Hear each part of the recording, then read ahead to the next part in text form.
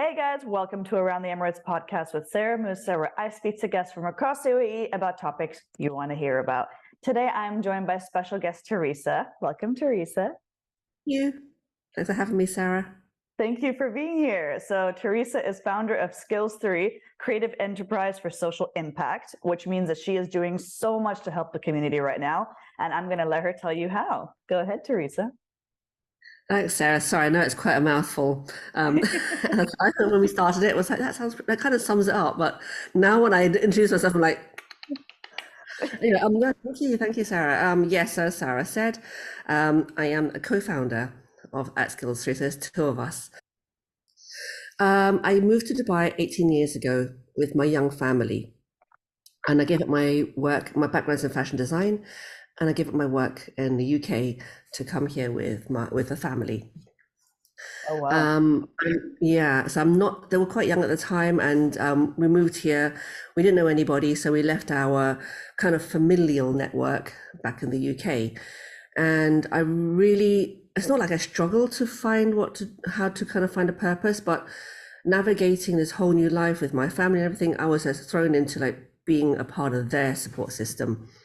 And I'm not the kind of person, like people who know me feel I'm quite a sociable person, but actually I'm a real antisocial person, and not in a horrible way, but I just don't operate well in things like coffee morning. So that was a thing that back then, pre WhatsApp groups, pre all these kind of amazing things to do, it was centered around things like coffee morning. So I didn't really do very much. So it was quite a lonely existence, and I'm not here for the pity party. I promise. There's a logic to all this.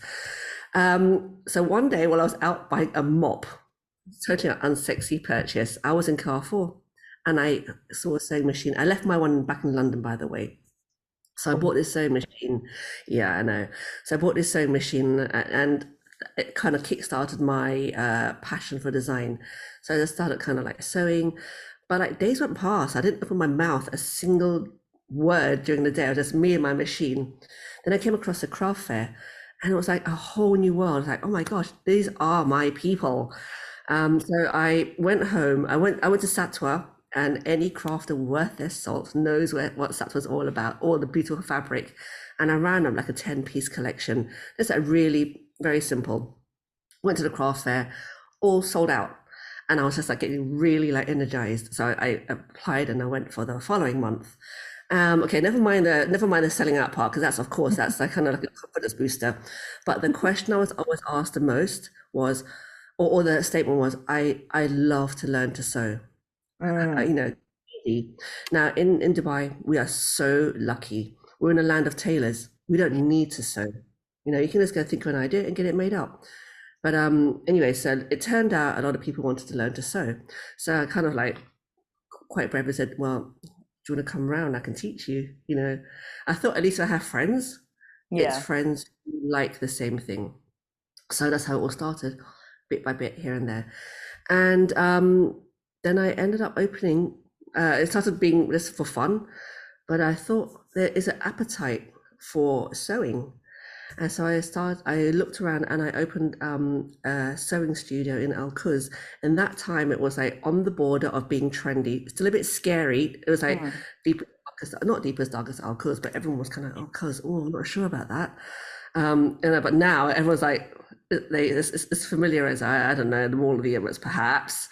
Anyway, so I was there for about a couple of years, and it's a sewing studio, not a school. So it's not accredited. We did at the time. The model was very much like Ski Dubai, a no excuses model. I provide the fabric, the lesson, the sewing machines. All you do is turn up, right? So that's how it all started. And in and around my lessons, I always talk about connecting the activity with like an economic outcome. So I've noticed a lot of women who came to the classes were like me. They came here with their families or on their own, and struggle to make friends, or perhaps I find like a purpose. And so I used to also talk about how you can save money actually learning to sew.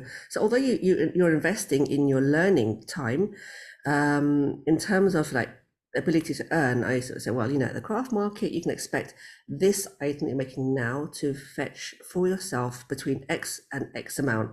So you can think about how you start your own small business. Then over the years, as I was going to all the craft markets, I noticed that my students were selling their items, and that kind of was a really proud moment, because obviously that's a validation of of the skill as a purposeful way of making, so also good for well-being too.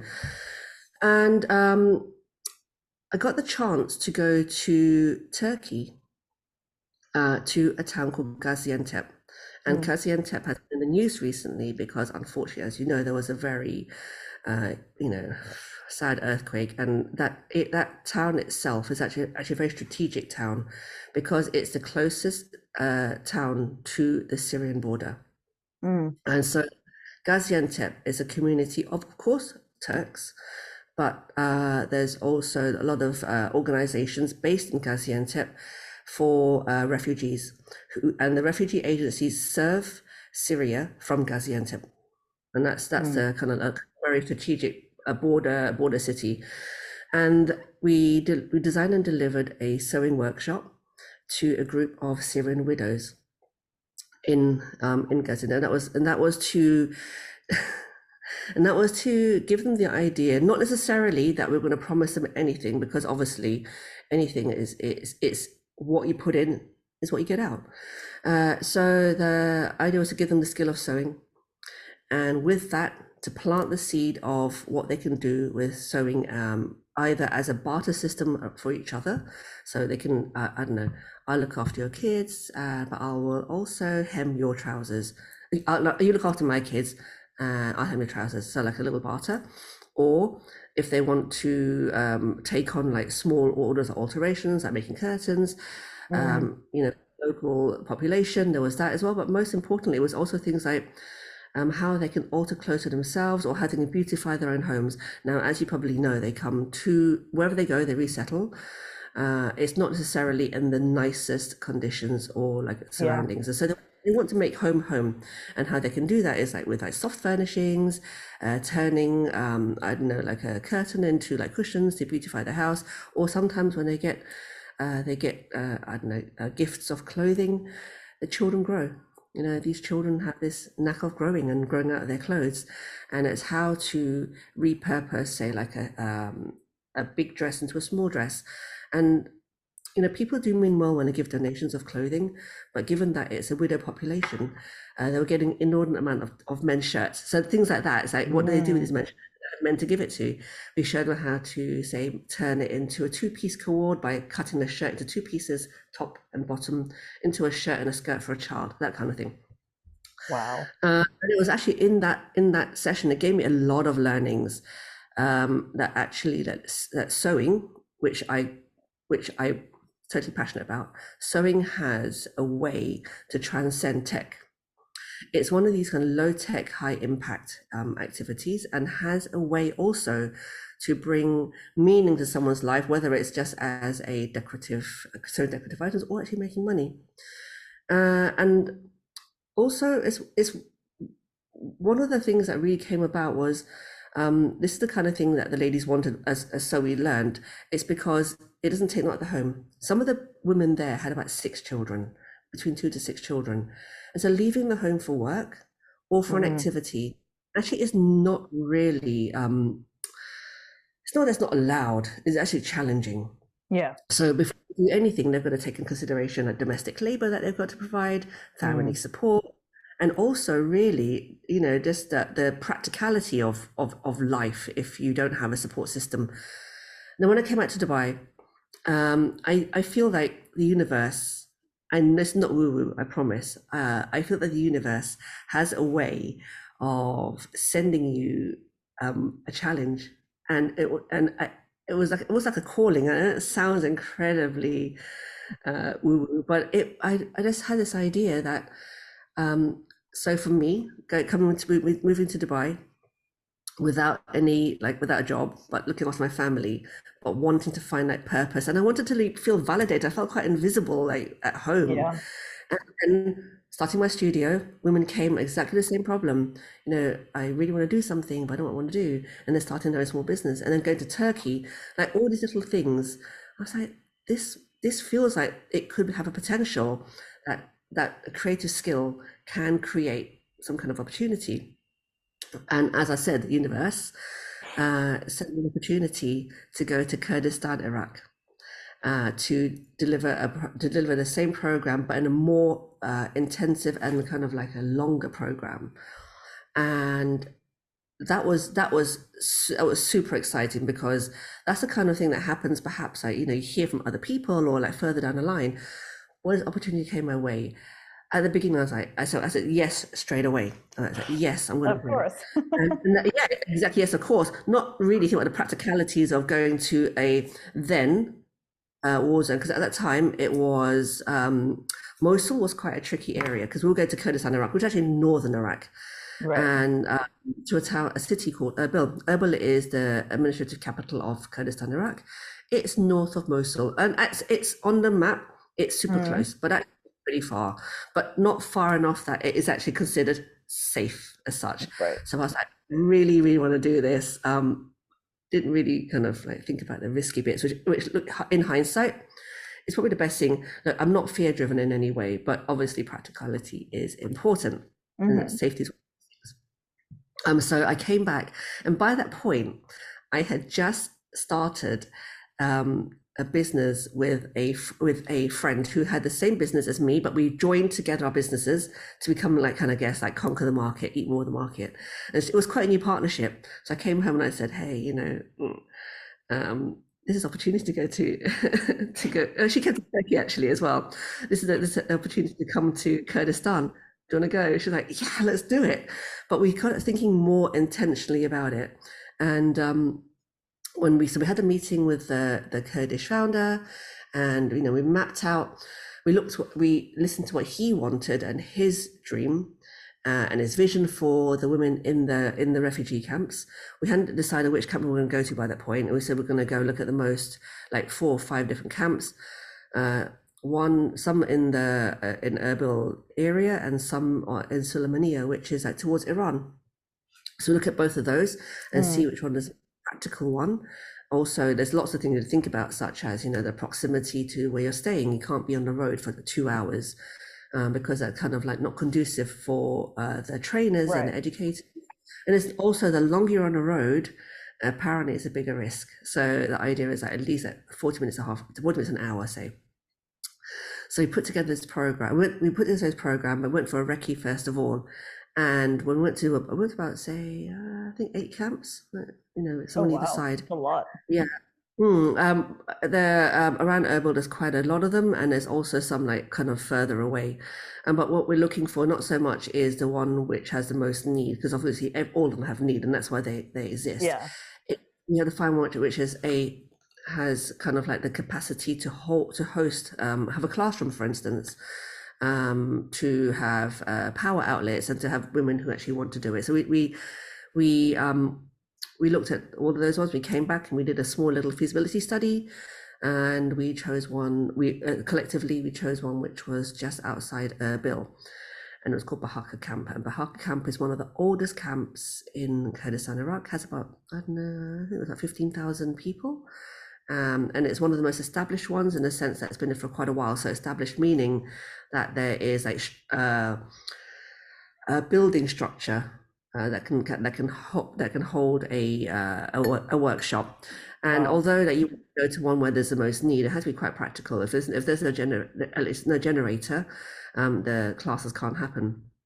So Bahaka was quite unique because it was close to the city centre, and it had a generator system, although it only ran from 9 till 12, and then 2 till 6, and after that is none. Anyway, so we went back. That was in the summer for the recce, so it's super hot. And we noticed that the conditions there, super hot, was like super humid. Inside was hot because they don't have air conditioning or a fan. So we started back in the winter. So we went back in February, end of Jan, beginning of February, 2017. And it was, and just unusually as well, there was a massive snowfall. So we were turning up in the freezing cold. So we also, one of the learnings was that their new houses, their new homes gave them a shelter, but we noticed that they were super hot in the winter and freezing cold. So super hot in the summer, but freezing cold in the winter. So like they were somewhat fit for purpose, but really not really as a home, not in a home Yeah. at least as we know, you know. And that's how the project started there. So it was our lessons are really intense. We skip the book learning. So there's a little bit of, hi, my name is Theresa, and we do have a translator. My Arabic is really embarrassingly poor, especially after like 18 years. I feel I should be fairly like not proficient, and at least. But anyway, the point being there as well is that we do try to include elements of language, like English language. And it's not saying they're not literate, because they totally are, just not in the language that I speak. They're completely literate in their language. And some of them are accountants, teachers. They work in fairly decent kind of work, and some of them, of course, don't work. But the idea is that they want to go back, and their children learn English at school. In the schools and the camps, they learn English. So it's like a way they can actually kind of teach each other, learn from each other. Right. So we started the class. Like I said, our classes are super like interactive, and sewing is really a very visual skill. You can do as much book learning as you want, and I can tell you I did 4 years. So all that book learning, it all comes down to that moment you sit in front of the machine. Is that all that doesn't really matter. It does, but it doesn't. It's experience, yeah. Exactly, it's demonstrative. Show and tell is way more important. So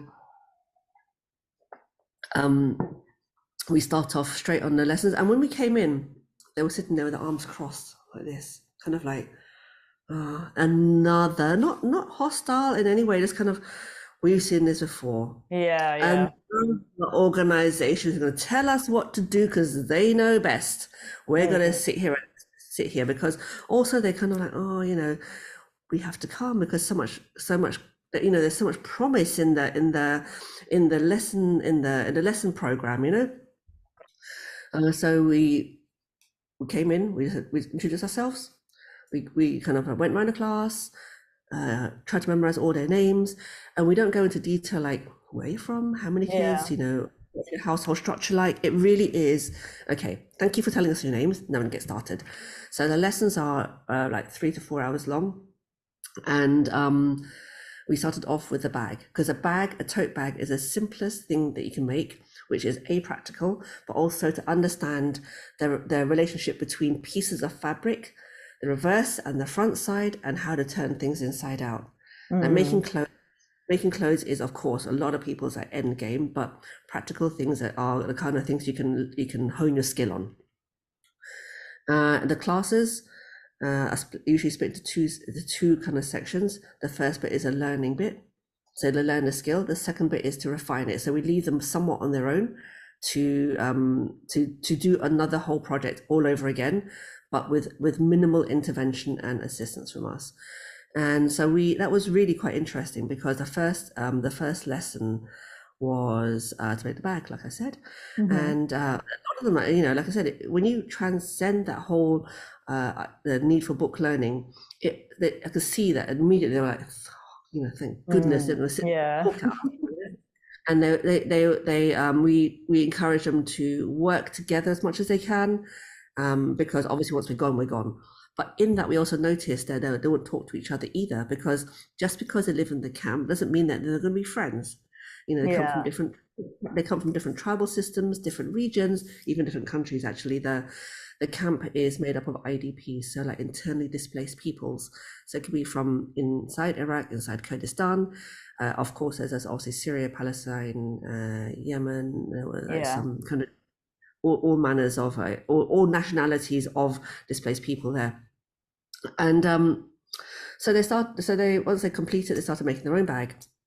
And we noticed, and this is quite a really interesting story, that things that we often don't think about, we think we know what they want, but necessarily always get it right. They started making these huge bags, like really big, like suitcase size, all of them. And we thought, oh, maybe it's because suddenly there's lots of fabric. So like, why not use all the fabric? Because it had low.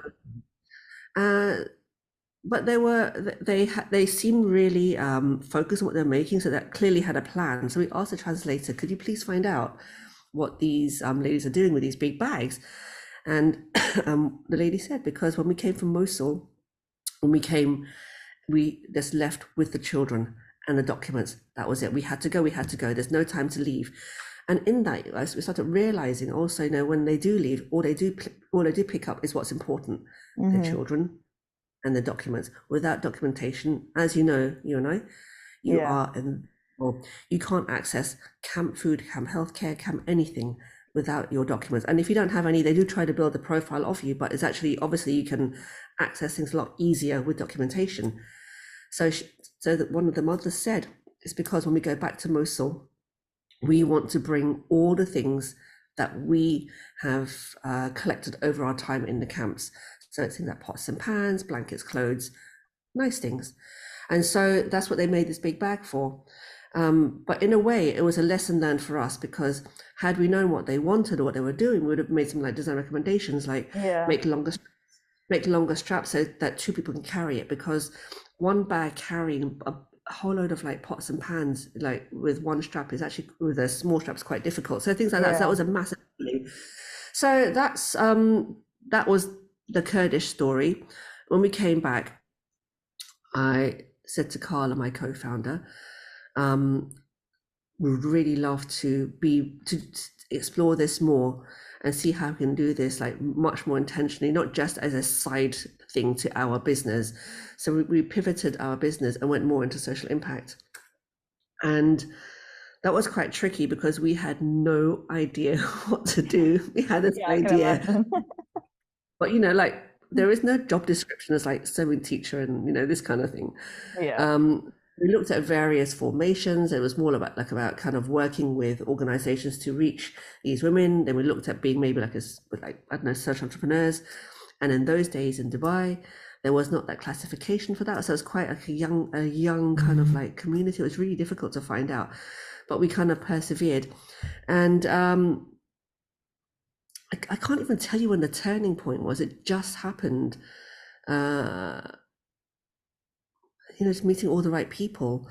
The Kurdish project, we gave them the recommendations, and again, it's that it's only so much hand holding that you can do for an organization. They have to really want and act upon the recommendations.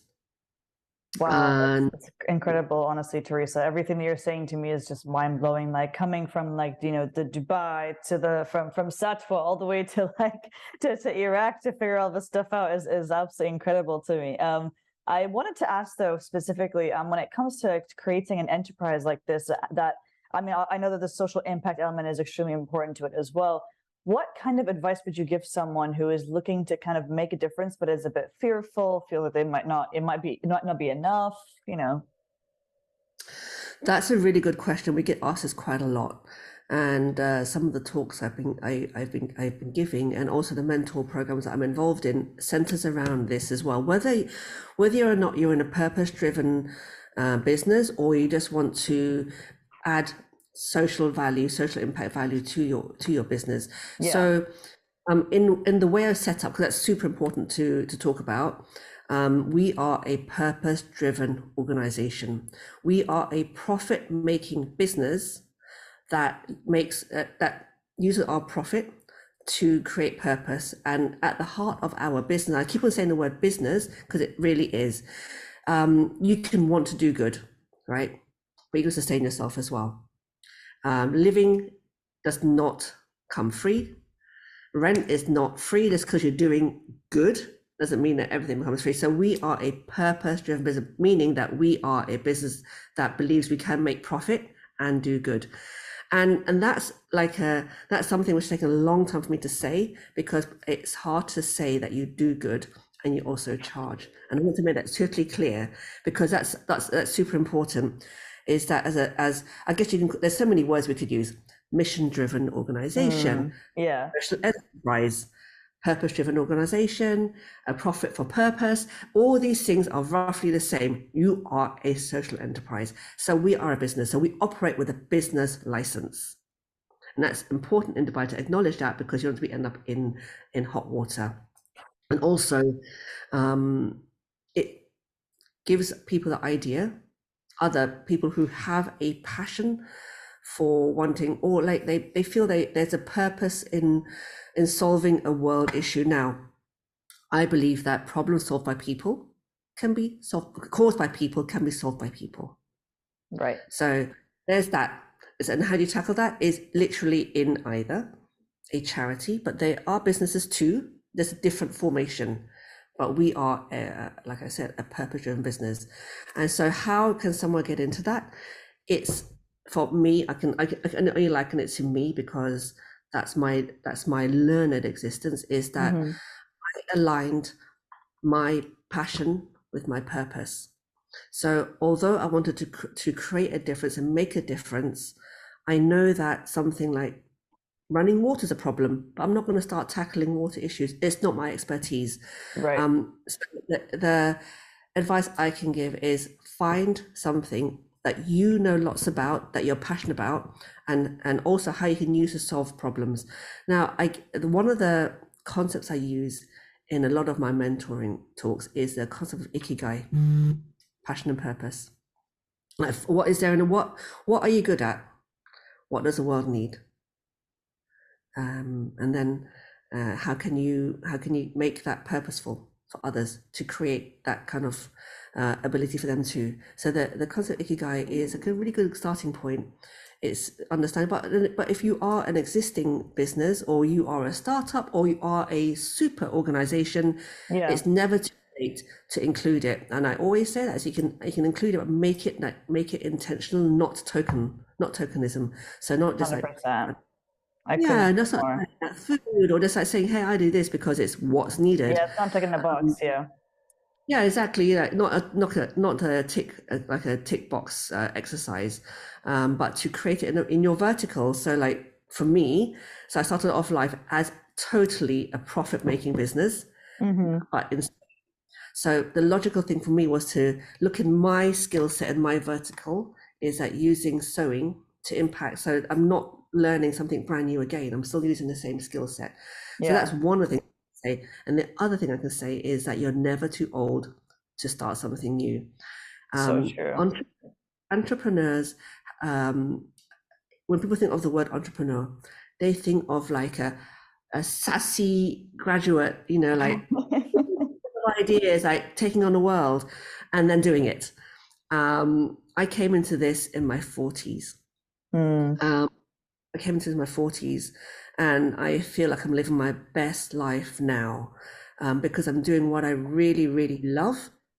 And also I feel like I am impacting women who are like you and I, but just in a different situation. So coming back to the UAE, we started kind of networking, making connections, and our first big project was in partnership with UNHCR, and with the corporate funder at the time was Accenture. So it's not just about wanting to do this. You've got to find the right partners to partner up 100%. with to make it. And I think you can't get any better than the UNHCR. Seriously? So that was, and that's what was for 20 women in Abu Dhabi. And again, corporate funders, they do a really good job across the region.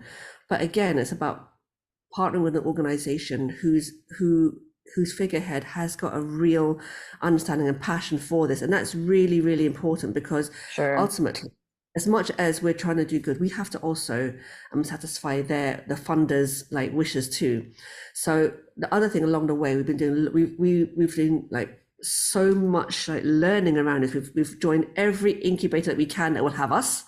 We've joined every single course around like social impact and impact measurement, to learn all that we can do around this. Again, like I said, I came into this in my 40s. Like, I've got to, I know what I want to do and what I want to solve, but I need to do it without just like, it's just sewing, a bit fluffy. Yeah, you want it to have the purpose. I get it. You need to make 100%. sure that it satisfies all the needs of all the stakeholders. UNHCR, massive reporting requirements. And thankfully, I love impact measurement. So that was one of the things that I found really, and also the impact measurement for the donor as well. They want to know where their money is going, and Yeah. not necessarily so that they want to make their money back. They just need to see what impact has it made, if any, or lots. Yeah. So that was a program that was for 6 weeks. That was to bring the women from non-sewists to sewists and making money. And that's a really That's big promise. amazing. Yeah. A That really is big promise incredible. that we signed up and put our names on the line to do. But we Wow. are so confident in the skill of sewing that it can do that. Um, and then Wow. um, and That's then COVID hit. incredible. And then COVID hit. We did one of those sessions, and then COVID hit. And it took 2 years to get it to this stage. By the way, these kind of things take a long time, Of like to put course. together, like 2 years. But But that's actually being on inspirational. COVID, yeah, That's so inspirational, um, honestly. going into COVID didn't really, it was a bit of a problem, obviously, because we couldn't get to Abu Dhabi. There was a hard border at the time. Yeah. But thankfully, technology, even though we say we're not tech came into play when we went onto Zoom. But again, not without challenges, because we discovered that the women, although they're now in their new homes and everything else, they don't have the connectivity or the technological support. So there was that's like, for us, it was an anecdotal Yeah. learning, that a lot of the households had one device, and that was for all the Oh, kids wow. to access schooling. And then not only that, the connectivity was a real issue. They don't have like I can internet. imagine. So that was like, okay, we've got the solution, but we don't have the solution. So Carla and I, like, we're what we call like techno donkeys. We had to go, yeah, seriously. We had to learn how to make videos. And we put them on, Wow. we had to learn, so we learned how to do videos with very basic English and Arabic subtitling. So we learned how to subtitle as well. And we started a private YouTube channel for the ladies so that we can send it to them. Aww. So we could, it's, I look back at it and it serves a purpose. It's not Yeah. like, no, it just shows you step by step how to make it. They can Right, pause and right. pause and rewind. But it was so that we could send it via WhatsApp, and then in their own time, they can look at the lesson and not miss out. So if you don't have connectivity, you can go back in. And so WhatsApp was a massive savior. But they're all on WhatsApp. And so the lesson is we send it down on to them on WhatsApp, and then they send back Mm, visuals. They finished it, but we asked them to take pictures of, say, like the inside, the outside, the yeah. connection and quality, and then we use Google Translate. It works. I swear it works. I'm in PR. I swear it works.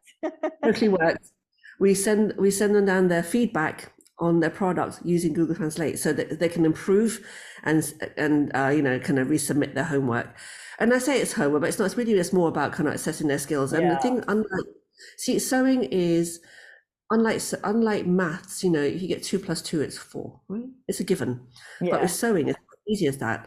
There's lots of things to think about, like stitch quality, and so the emphasis is on like technical skills, because Yeah. the idea is that, of course, learn to sew is one thing, but going to make it sustainable means going to market with a product, and that product has to stand and look as good as something next to it on the shelf. It can't be a pity purchase, because it's a one-time purchase. Right. So That's anyway, amazing. post COVID, so we had to put that on pause. Post COVID, went back down again. We restarted the program, and by that point it was quite challenging, but the women were really, really keen. Again, the same thing. We walked in there all a little bit nervous. We're talking at them in the language, it is at them, because although we're Yeah. talking to, they feel that we're talking at them in a language that they are familiar with, but they don't know what all the words mean together. But it was part of the program we had devised was about kind of learning basic English so that they can go to work and take orders. So if someone says, I want 3 of these, Yeah, they know understand what to do. Yeah.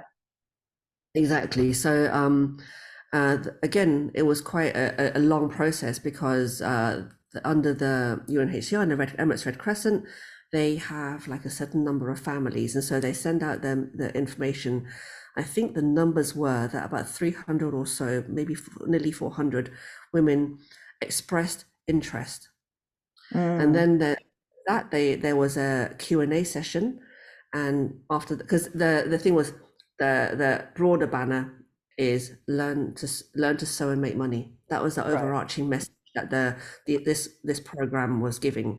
Theresa, it has been such a pleasure speaking with you today. I have learned so much about starting a purpose-driven kind of social enterprise.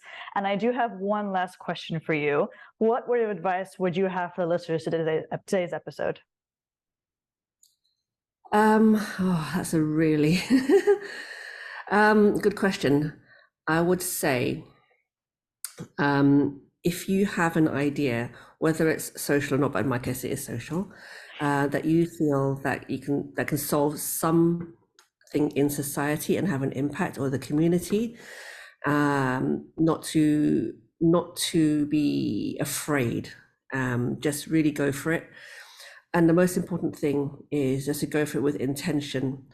You know, saying it is one thing, but doing it is another. And learn all you can, reach out to people that you admire, join incubators. We are so lucky in the UAE. There's so much support for like entrepreneurs, whether it's social or just business entrepreneurs. Take every opportunity, go networking, learn, read, connect with international entrepreneurs that you admire. People are always really willing to help each other out, especially when it's for the common goal, which is like to solve social problems. And the other thing, really, I know you asked there's only one thing, but the main thing, as I say, is like I I came into the entrepreneur game quite late, and I don't feel it's ever too late. There's so much more anyone can do. So don't be afraid. Age is not an issue. I think passion and purpose are the most important things. So it's never too late, basically, is the message. And just go for it. Just go for it. I love that. I love the fact that like it's not about how old you are. It's not about how much experience you have. It's about where you're going and the vision that you have and how to execute that. I love that. That's perfect. Totally. Stick to your vision and stick to your mission and stick to your personal values, professional values, and all of that together will just like be so magical. Awesome. Thank you so much for your time, Theresa, and thank you for sharing your insights. Not at all, Sarah. Thank you so much. Thanks, guys. Bye. Bye.